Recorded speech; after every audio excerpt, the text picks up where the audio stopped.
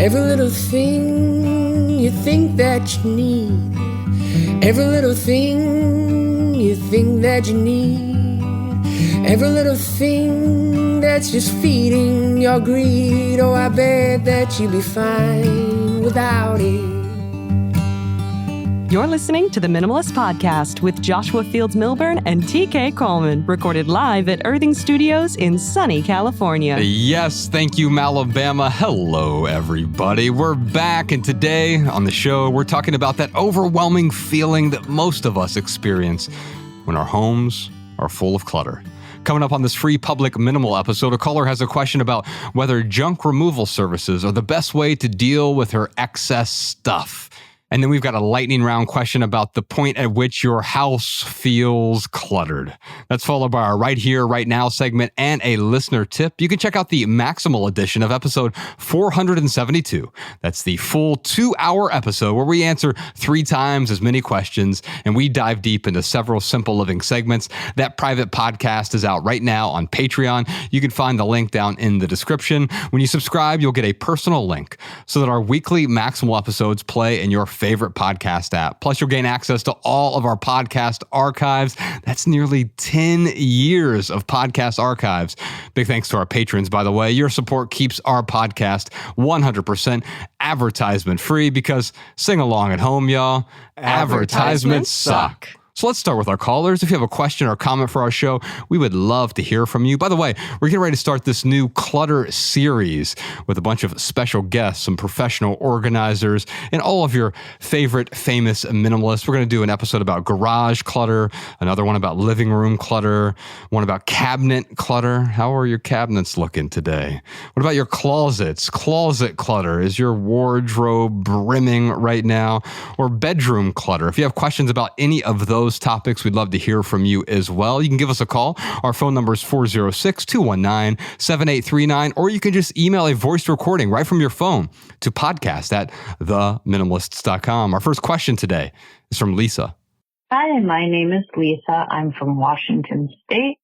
I moved into my parents' house right before I started going to a healthcare program at the age of 38. So before I moved in, I was very organized and I didn't have clutter. After I started the program in school, it had a really heavy toll on my mental health. And I wasn't sleeping much and I started losing organization and I got cluttered. And then after school, I got depressed and started collecting a lot of things. And I thought maybe hobbies would help. I collected a lot of hobby materials, and now I'm at the point where all this stuff is overwhelming me to the point that I cannot box it to give it away, because if I plan on donating it, it just sits in the corner for forever. And so I finally got fed up with it, and I thought the donating thing is not working for me. It's too much planning and I'm too overwhelmed to do that right now. So I decided I'm going to schedule a junk removal company to come and take everything away. And they said they would box it all. And I have a lot of guilt in doing that. And I haven't listened to all your podcasts. And I was wondering if there's a lot of people that want to do this junk removal company, like big step in just getting rid of everything and not looking at anything before it goes. And if there's a lot of regret in doing that, because I'm not quite sure if they're going to take away things that I'm going to regret them taking away. But obviously I'm not going to take what I need that's necessarily mine. Everything else, I'm not going to look at it. I'm just going to have them take it. And that's it. So I thought, is this too much? Is this a good idea or a bad idea? Thank you so much. Oh, Lisa, I hear the overwhelm. I hear the anxiety in your voice, and I identify with it because that's exactly where I was when I started simplifying my life. In fact, it was dealing with my mom's things. I was so overwhelmed by this house full of clutter. I had this house of clutter, and it wasn't even my clutter, but of course I couldn't let go of my mom's stuff. It was so precious, and everything was precious. But if everything's precious, then nothing is precious. And so I do want to address that question head on here in a moment. Is a junk removal service the best way to deal with a house full of clutter? But first, TK, I'd love to talk to you about that emotional clutter, that sense of overwhelm or anxiety that Lisa has, and it's keeping her frozen. She doesn't know what to do. She says, I can't donate it. I can't sell it because every time I try to dive into it, it's just so overwhelming that I give up and I just sort of hold on to everything. Yeah, emotional clutter in many ways is very analogous to physical clutter. It may start off as something small, which is relatively simple to get rid of. Then if you sleep on it, if you wait too long and procrastinate, it begins to accumulate and you've got a whole bunch of stuff that needs to be cleaned, decluttered, organized, and so on. And then you walk into that house and you don't even know where to start because you're just so overwhelmed. That's what emotional clutter is like. It's a collection of many different things when separated by units, when isolated, can appear to be very simple, but when they all come together, it just creates this overwhelming sea of ambiguity, and you don't even know when and where to start. I think one important thing to keep in mind in moments like this is to just recognize that there's no right or wrong starting place. Right. And so you're free at that point to choose the easiest place to start, the easiest place to focus on. Sometimes, and I heard a little bit of guilt in this question too, sometimes we psych ourselves out with guilt by saying, well, it might be easy for me to start here, but if I were the right kind of person, I would pick a superior starting point. And since I can't figure out what that is, well, I just have to be stuck because it's better to be righteously stuck than to be sinfully, engaging the wrong starting point. Right. And so what we do is we stay frozen there because if I were a better person, then I'd be able to let go of these things that are so difficult to let go of. Yeah. But the truth is there are some things in your home that are really easy to let go of because you've already identified them as clutter. They are already in the way. And I found for me, it wasn't just identifying the what needs to go, and it wasn't even identifying the how-to. I will talk to you about the how-to side of things and these junk services in a moment, because I have some nuanced thoughts on those. But for me, it was understanding the why. What is your why? And what is the freedom that is underneath the clutter? Because there is a type of freedom that is hidden underneath all of those things. What does your freedom look like? Is it financial freedom? Is it the freedom of, my house is less cluttered, less disordered? Is it the freedom of, you know what? I'd rather have more time to spend on actual hobbies that I enjoy doing, because I heard she talked about all the things she collected for hobbies. You don't collect things for a hobby, although collecting can be a hobby. But if you have a hobby, the reason that you acquire items is because they're useful. They aid you in the progress of working on that hobby. If it's knitting, then you don't go out and buy a bunch of bricks for knitting. Why? Yeah. Because they would simply get in the way. But there are materials. You need yarn, you need the needles, or whatever materials you need that allow you to do the thing. But if you get more of that, if you get a crate of yarn or a truckload of yarn, then even the things that could serve the hobby of knitting there would end up becoming clutter because they would get in the way. TK, what else is hidden underneath all of that clutter besides the freedom? What else do you see is hidden beneath the stuff? Possibility. And by possibility, I mean possibilities which cannot be imagined until we declutter. Oftentimes, we think of vision as that which provides the energy for discipline. It's my vision for the life that I want that motivates me to make the hard choices and sacrifices I need to make. But sometimes it's the other way around. Our discipline creates the space for vision. It's my willingness to do hard things without knowing ahead of time how it's going to benefit me that opens the doors for things that I could not previously imagine. My wife and I just experienced this the other day. We were doing some decluttering and we come up on this cabinet and there are some things in there we clearly don't need. And I say, how about we get rid of this stuff? And she says, what are we going to put there? I go, I have no idea. And she says, why don't we just leave it then? And I go, well, I think we should start with the fact that we don't need it and we don't really want it. And if we choose comfort, then it's just going to be there taking up space. But what if we just got rid of it on faith because we don't need it or want it, and we allowed that space to be without knowing what we're going to do with it? And who knows, it might come in handy at some point in the future. And she goes, all right, let's do that. And so we take that out of the cabinet and put it on the table where we're putting the things we're going to get rid of. 15 minutes later, we're working on another cabinet. And she says, I just can't find the right place for this. I just hate where this is, but I don't know where else to put it. And I said, what about the cabinet we just cleared out? She goes, yeah, that's perfect. And we put it there and we're like, yeah, we got a nice little win. But that's a metaphor for how life works too. If there's something in your life that's bothering you, you know you don't need it. You know that you could live without it, or at least try to live without it. Even if you don't have a concept of how it's going to improve your life and what's going to replace it, just get rid of it and let it go, because that can create the room for some creative thinking that might take your life in a positive direction. When we do interviews, sometimes people ask us, what's your definition of minimalism? And if you saw our last Netflix film, the thing that we said is minimalism is the thing that gets us past the things. Well, that's wrong. Sorry.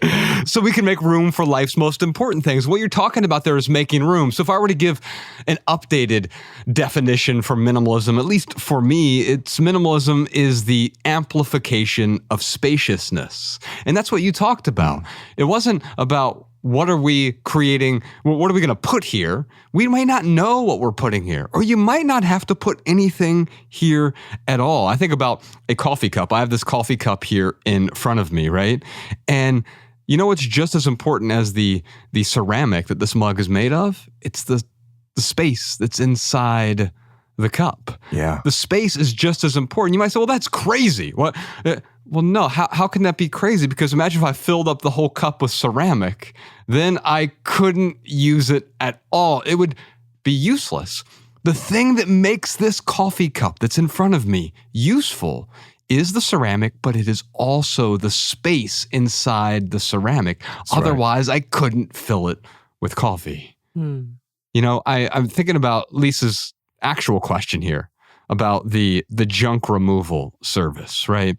And sometimes on this show, we'll talk about the best ways to declutter your home. Maybe it's the 30-day minimalism game. You can start with the easy stuff, as TK said. And the first day of the 30-day minimalism game, which, by the way, we have a calendar you can download for free over on our website at theminimalists.com. Just click the resources page. You can download and print out the 30-day minimalism game calendar. It just means start with one thing on the first day, 2 things on the second day, 3 things on the third day, so forth and so on. It gets you that momentum. It starts off really easy. But as you build up your muscles, guess what? You're able to lift more weight. And the weight of your things, you're able to lift the heavier things, the things that weigh you down more as you progress. But the easiest thing for you to do in a case like this, where you are just paralyzed by decision fatigue, I don't know what to let go of, I feel like I can't let go, it may be that hiring some sort of junk removal service. They have national brands like the 1-800-GOT-JUNK. But I tend to recommend, I don't have a problem with a junk removal service like that, but usually there are local services where you are. And this is why I can't put a link to a specific one in the show notes. But if you simply Google your city name, so let's say you're in, where was Lisa at? Do you remember? I don't remember off the top of my head, but let's say she's in Cleveland. You say Cleveland, and then you say junk removal in your search bar, and all of a sudden you'll start getting, once you get past all of the damn ads that are there, you will start to see the local junk removal services. And even beyond that, you'll often see people in your neighborhood. They have just an old trunk that says, or old truck in that they're driving around that says, remove your junk, or junk removal, or Carlos's junk removal. And you can just give them a call and they will come and remove anything that you want removed. And in some instances, if you have things that are worth paying for, they may even pay you for that. I wouldn't go in with that expectation. If you want to earn money from those things, you'll have to find a way to sell them. If you want to get them out of your house immediately, you'll want to go donate them. And you can even call a donation place. Quite often they'll come and pick up things from your home. But if you just want one fell swoop, because you know I can't deal with these things, but I need someone else to do it, then yeah, a junk removal service is a great place to start. One other thing, when you're dealing with other people's things, sometimes you might have a parent or a grandparent who passes away and they have this house. And the house is full of clutter as well. It's a lot of junk. And maybe it wasn't even junk to them, but now it is junk to you. You can also do an estate sale for something like that, where you don't have to deal with the things. You can go in and grab the few things that you want. And you can even put a limit on that. You know what? I'm going to go in here and I'm going to take home 20 or fewer things. And that is it. That is my boundary. That is my limit. Everything beyond that. And it could be 50 things, 100 things. You get to identify what that boundary is. But then an estate sale will actually sell the things and they'll take a large chunk of that, but you don't have to deal with it anymore. And what happens is you get the peace of mind by allowing them to let go of it for you. That's right. And don't be afraid to donate or give things away without making money. Sometimes people will guilt trip others over taking something that's really valuable and letting someone else have it for free. Well, that's irresponsible because you paid a lot of money for that and you can make money for that. Well, look, if you really, really want that, you can commit to it, but it is a commitment. The difference between you and a store is that a store has a longer time preference. They exist for selling retail goods, and they can afford to have an item on the shelf without someone buying it today because they're going to be there next week. And if no one comes in and buys it next week, that's okay. They're going to be there the week afterwards, and it's not going to affect their identity as a store. You, on the other hand, with each day and each week, you're hanging on to something that your mind is being driven crazy for having to look at every day. You're compromising who you are. You're compromising the healthiest version of yourself. So you've got a lower time preference than the store. You have different needs than the store. And sometimes it's worth sacrificing the opportunity to make money or spending money in order to make it happen because you're thinking about cost in terms that are other than financial. Yeah, and sometimes those costs are immeasurable. How much is your anxiety worth? Lisa, I hear it in your voice. How much is that overwhelm worth to you? Because if you could let that go right now, wouldn't you? And I think the answer to that is obvious, but also getting back to your retail store analogy, I used to manage 150 retail stores. And I can tell you something else. If something doesn't sell for a long enough period of time, guess what? We also got rid of that. And we were able to let go of that as a retail store without having any of the emotions tied into it. Even if it's a product I really wish this product was selling, it's not. And therefore, it's getting in the way. If it gets in the way, it's clutter. So we are going to let it go because why? We're making room. We're creating that spaciousness for whatever we're going to put on that peg or on that shelf or on that counter next. Now, this conversation is a pretty heavy one. It's been kind of serious so far, so I'd like to make it a bit more playful before we move on to the lightning round. When I think about Lisa, she's so overwhelmed by this stuff, it feels like it'd be impossible to be playful in the moment. But it seems to me, knowing TK Coleman, one of the best ways to deal with this clutter is to find a way to make it joyous, to make it more playful. That's right. And letting go of guilt is so essential to that. You see a lot with habit formation. When people are unmotivated to do things that they need to do, they approach it from such a standpoint of morality that even when they find a way to motivate themselves, they don't allow it to be part of the conversation because it's, well, that's not sufficiently enlightened. So maybe you just can't motivate yourself to exercise. But you kind of start to realize that, well, if I bought some nice workout clothes that I felt really good in, and I got myself a gym membership or I went walking in a really nice neighborhood that I enjoy in, then I feel motivated to work out. But you know what? David Goggins doesn't need that. A person that's really serious about working out, they don't need that. So I shouldn't need it either. You know, I want to read more, and reading is so hard and so serious and so responsible. I can't motivate myself to do it. But you know what? I actually do like comic books or children's books. I do like a lot of fiction. I do like silly, goofy novels that no one takes seriously. But you know, if I were sufficiently serious and really cared about learning, I wouldn't need those things. And the need to take it so seriously just gets in the way of doing it in a manner that's fun for you. Yes, you are free to be frivolous with it. In fact, that's almost necessary. Alabama, you have read the most books of your entire life this year. And I think it's because you were able to be more playful and it wasn't as serious. I need to, like being in school, you're forced to read the books and here's the ones I have to read and here's my deadline, as opposed to just enjoying the reading. Absolutely. That was something we were talking about before we started the podcast this morning. And it was such a neat observation over the holiday weekend. I had sat down and just felt compelled to write down all the books that I've read. And looking back on it, most of it was fiction. Some of it was comics. And I was able to connect with this past part of me that really enjoyed reading because it was just fun. I wasn't trying to read to learn, whether it was a textbook or a nonfiction piece. I wasn't trying to do anything productive. It was just enjoying the reading.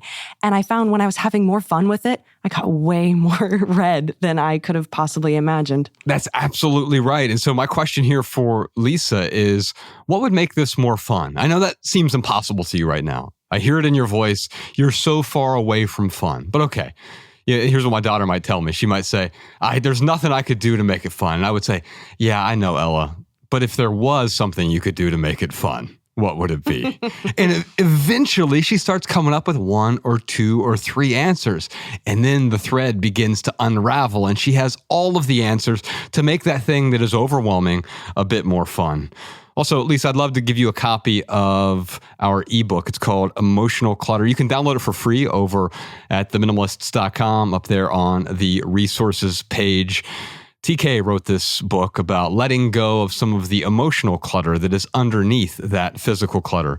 If you want the ebook, you can download it from the website, or if you want the audiobook version, it's on the website as well. We'll send you a copy of that for free, Lisa. Before we get back to our callers, Malabama, what time is it? You know what time it is. It's time for the lightning round, where we answer the Patreon community chat's question of the week. Yes, indeed. Let's have some fun with this one. Y'all already know this. During the lightning round, we each have 60 seconds to answer your question with a short, shareable minimal maxim. You can find this episode's maxims in the show notes at theminimalists.com/podcast, and every minimal maxim ever over at minimalmaxims.com. We'll also deliver our weekly show notes directly to your inbox, including 7 new maxims every Monday for free if you sign up for our email newsletter at theminimalists.email. We'll never send you spam or junk or ads, but we will start your week off with a dose of simplicity. What is the question of the week this week? At what point does your home feel cluttered? At what point does your home feel cluttered? Now, before we get to our pithy answers, TK, let's hear how some of our listeners answered this question. Lori said, my home feels cluttered when I'm packing for a trip. Things are out of their usual places, and I am making choices and moving the items I want and need into other places. For a few days, my apartment looks and feels visually overwhelming until my bags are packed with my essentials. Oh, that's interesting. Before a trip, I tend to spend 15 minutes packing the night before. And that's all I need now as a minimalist because I have a routine in place and I have a checklist on my phone as well, so I don't miss anything. Oh, I need that charger. Oh, I need this travel bottle of shampoo or whatever. And now all of a sudden, I have my list there, and it takes me about 15 minutes to pack up my bag, and then I'm done. I'm wondering, though, like, maybe you could make it fun here, but it might just be that you need to attenuate that process if you want your home to feel less overwhelming while you're packing for a big trip. Robert Fritz calls that structural tension, that somewhere along the way in the middle of the creative process, there's going to be a certain amount of clutter that is a necessary condition for creating. It's sort of like when you get ready to paint, what do you need to do? Pull out the materials, right? Spread them across the floor, spread them around the table. You can't be too focused on being neat at the early stages of the creative process. Yes. But then that tension motivates you to keep going because now you're in the middle and you can't go back because you've already started and it's too tense. So even going back is going to require a lot of work. It's just less work to go forward and experience resolution. And that's a part of music too, right? You got the dissonance, but then you got the resolution. And so I would say embrace that tension as serving a purpose to motivate you to complete the task. Mindy says, if I don't clear the kitchen countertops before I go to bed, I feel like the house is falling apart. Girl, same. Well, actually, you know what's funny is I have 3 rules for this. We have the Minimalist Rulebook, which you can download for free on our website, theminimalists.com/rulebook. There's also an audiobook version of this as well. It's 16 rules for living with less. But I'm working on an updated version, not of that book, but a second book with some more rules that we have compiled over the years that didn't make it into that. And there's 3 of them that really stood out to me. The first one is the no piles rule. I'm going to read that to you real quick. This is a synopsis. Excess accumulates quickly throughout your home because every flat surface seems to attract clutter. Between our desks and coffee tables and countertops and dressers and credenzas and benches and sideboards and end tables and media consoles, Our homes are outfitted with boundless surface area ripe for the accrual of stuff. Of course, you pay it no mind until one day the detritus has metastasized to cover every flat surface. Stacks of unread junk magazines and unwanted junk mail, piles of unfinished projects and unattended toys, hordes of untidy appliances and unremarkable junk. Not to mention the bills, receipts, notes, packages, bags, and pocket scraps, all of which accumulate with ease. It didn't happen overnight. But fear not, the chaos can be addressed relatively expediently with the no piles rule, which contains 2 key ingredients. The first ingredient is fewer surfaces. Whether you live in a tiny apartment or a McMansion, having fewer flat surfaces means fewer places for the rubbish to collect. Ergo, if a piece of furniture has a flat top, you can do what my wife and I do. Refuse to bring it into our home unless it's functional and critical. Sure, we have a desk, a dresser, and a table in our home, but even those items remain clutter-free when not in use, thanks to the next ingredient. So the second ingredient is what I call clear surfaces. Even with the appropriate amount of surface area, clutter will still find its way to the surface. It's as if our level surfaces are a magnet for miscellanea. So I have one more rule in my house, and that rule is this. Unless a possession is used every day, it doesn't belong on a flat surface. It must find a new home in a drawer or a closet, or better yet, in the donation bin. Thus, our desk remains empty and our kitchen counters contain only a hot water heater and a coffee grinder, while our blender, food processor, and other appliances dwell inside their respective cabinets. And so, when I think about this no piles rule, I do have some exceptions. There's some art that we keep on our shelves or counters, and artwork tends to be the main exception for me, coffee table books, things like that. But this no piles rule helps me so that I'm not just allowing those receipts and bags and everything to pile up. The other one is the out in the open rule, which we have mentioned in the past. In fact, there is a video on our decluttering series. We'll put a link to it in the show notes. We made a video about the out in the open rule, but I'll just summarize it like this. Out of sight isn't really out of mind, because all that material clutter hiding in your cabinets creates mental clutter. If you saw the Minimalists' most recent Netflix documentary, Less Is Now, you'll remember that our packing party concept was in it. And that concept is where you box up all of your possessions as if you're moving, and you unpack only the items you need over the course of 3 weeks. Well, the out in the open rule is almost this reverse packing party. You take everything that's hidden in those cabinets and closets and drawers. We like to do it here at the studio at least once a year. We're going to do it in January coming up. We just pull everything out and you put it there. You create clutter. Yeah. You put it on the floor because it isn't out of sight, out of mind. It's in sight, and now it's top of mind. I have to do something with this clutter now. So get it out in the open, and you realize, like, I didn't realize how many things I had in my drawers and my cabinets and those boxes and bins. And when I dump it all out on the floor, I'm forced to deal with it. And so whether it's coffee mugs or placemats or utensils or appliances or expired food, cookbooks, hard drives, electronics manuals. Sometimes we hold on to these manuals to like our toaster. Like, why do I still have this manual to my microwave? I use the microwave all the time. I don't need the manual for it. Yet we hold on to these things. Cables and cords that are way out of date we're never going to need. We hold on to just in case, which is one of the rules in the Minimalist Rule Book, 16 Rules for Living with Less. We hold on to a lot of things that once we get them out in the open, we start to let them go. We realize how much clutter is hidden away in those boxes and bins and drawers and cabinets. And finally, I have the setting the stage rule. So, you know what? If you're like me, you hate waking up to a cluttered bedroom or a cluttered living room or a cluttered bathroom in the morning.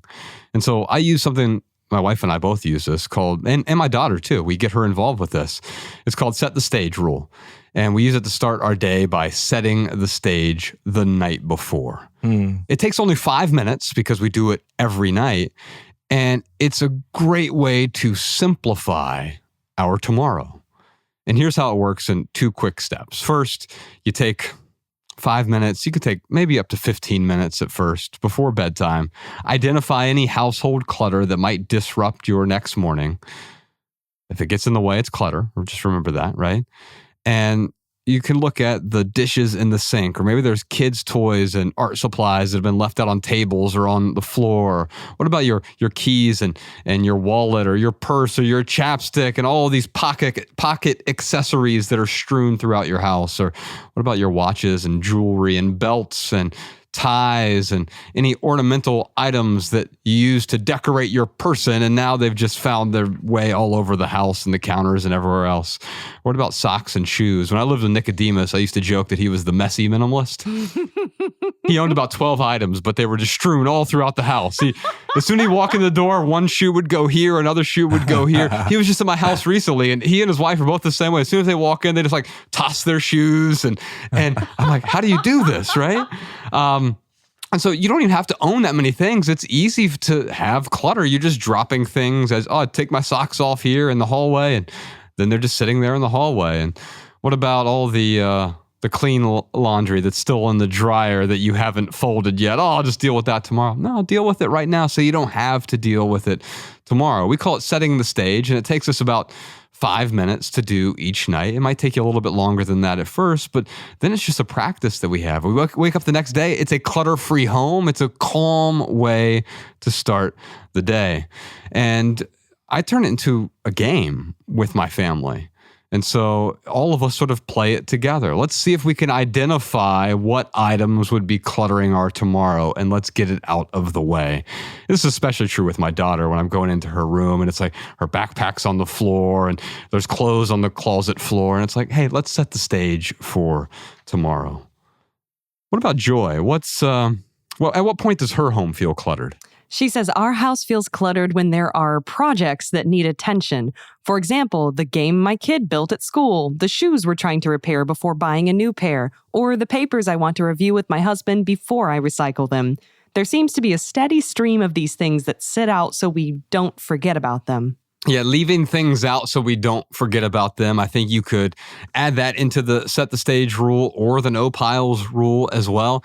This happens to all of us. And I think the reason it happens so much, this just happened to me yesterday, as a matter of fact. I had 3 things on my desk, neatly stacked there, but there are things I've been putting off because we closed the studio last week. So I'm like, I'm not going to do any work on these things this week. And they just sat there. And they become burdensome. Now, it's a little burden. It's not like a rock fell on my head. It's like a pebble's in my shoe. And I don't like pebbles in my shoe. And I want to deal with that pebble. But what do? We treat that pebble as though it's a boulder. And it's going to be so difficult. And so I found the first thing for me was this paperwork I needed to file. And I literally just needed to open it up, get a new folder, write the name of the paperwork on the folder, and put it in the file cabinet. Now, that took me maybe 45 seconds, if that. But let's say it would have taken me 5 minutes. So what? In my mind, it was like an hour-long task, and I'll just wait until I have the perfect time to do this. But maybe now is the perfect time if you realize that it's not going to take me nearly as much time as I think to deal with that project. What about April? At what point does April's home feel cluttered? Honestly, my house feels most cluttered right after receiving Christmas gifts. So getting things that you didn't necessarily plan on getting, right? My house feels cluttered that way as well, but I wouldn't call it with Christmas gifts. Anytime I get something in the mail, I hate getting stuff from Amazon or just boxes because then I have to do something with it. I have to take it out of the box. I have to find a place for it. And so even if it's something that I know I'm looking forward to or something that I need, and my phone broke, I needed to replace my phone or replace my case or whatever, I need it, but now I have to deal with it. So I like bringing as few things into my home as possible. That way I don't have to deal with those things later. Yeah, absolutely, man. Oh, man. Well, we have so many people that responded to this topic. You can read dozens of other listener responses in the Patreon community chat. Did you know, by the way, that you can join our Patreon community chats for free? Of course, we'd love for you to support our work financially, but if you can't afford the private podcast episodes, you can still join our community chats by becoming a free member on Patreon. The link is in the description. How about you, listeners? At what point does your home feel cluttered? Let us know in the comments. Okay, give me something pithy, TK. At what point does your home feel cluttered? Clutter starts when purpose stops. So I'll use King Midas as an example. You know the story about the Midas touch, where everything that Midas touched turned into gold? I think one possible interpretation of that story could be that everything in life is capable of being transformed when you engage it with the right kind of mindset. Well, I think the opposite is also true. There's an anti-Midas touch, where even things that are valuable can be transformed into junk by engaging them in an unhealthy way. Oof. And where I experienced this in my life is that everything in my home is capable of being transformed into clutter if I lose touch with the aspirations and the ideals and the values that cause me to allow that thing into my home. I bought that coffee mug because it looked cool in the store, and I imagined how good it would feel in my hand, drinking it on Christmas Day or something along those lines, but I never actually get around to using it. It weighs on me. It becomes a burden. And so sometimes you have clutter because you have the wrong things in your home, but sometimes you have clutter because you have the wrong relationship with the right things. That burden word is so applicable here. When you think about clutter, that can be really nebulous for folks. I mean, you could walk into a really cluttered room and you could say, wow, this is cluttered for me. And I think that for me is really important, right? If I were to walk into Jackson Pollock's art studio back in the, when was he around, 50s, 40s?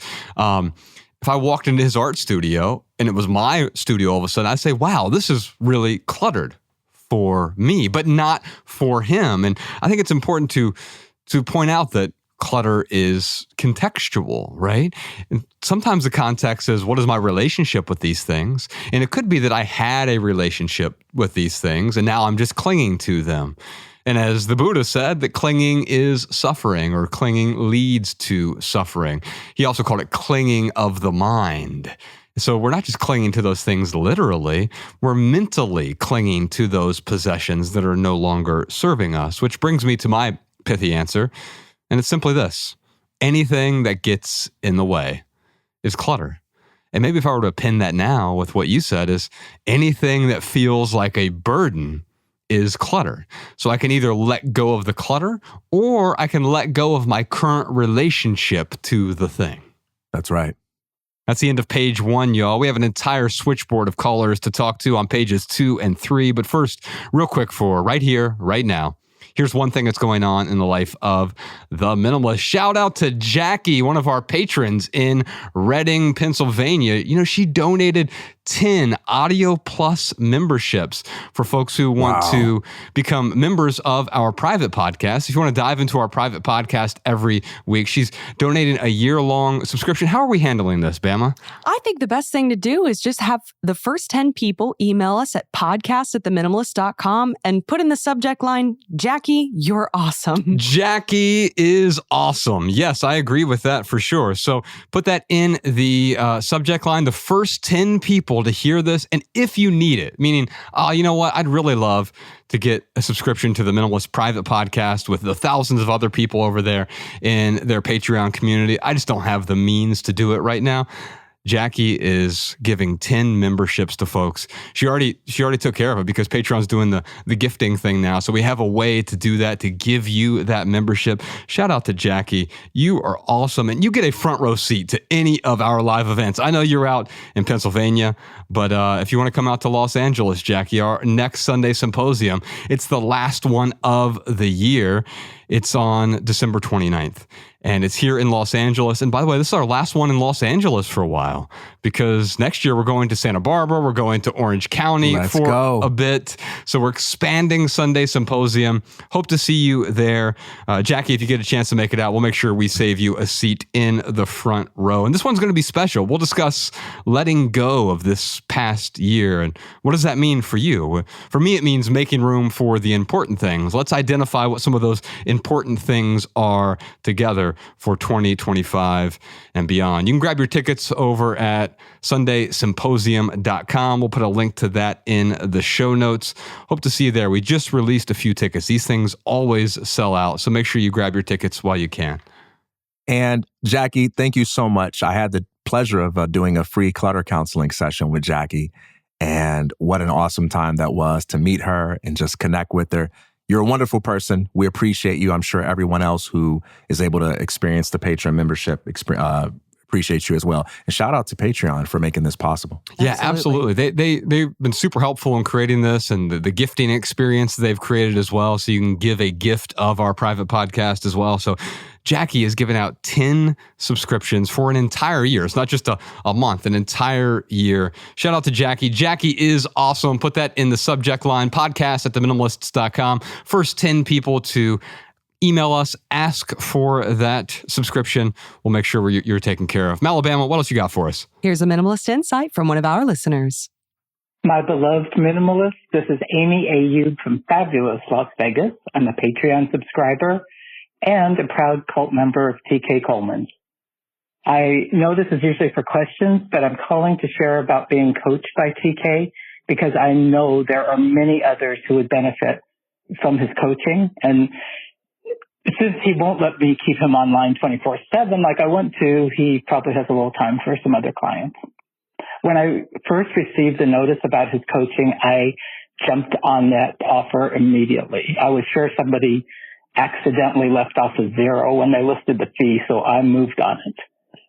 I've had 2 sessions so far, and it's ridiculous how much I've benefited. There isn't anything cookie cutter about TK's coaching.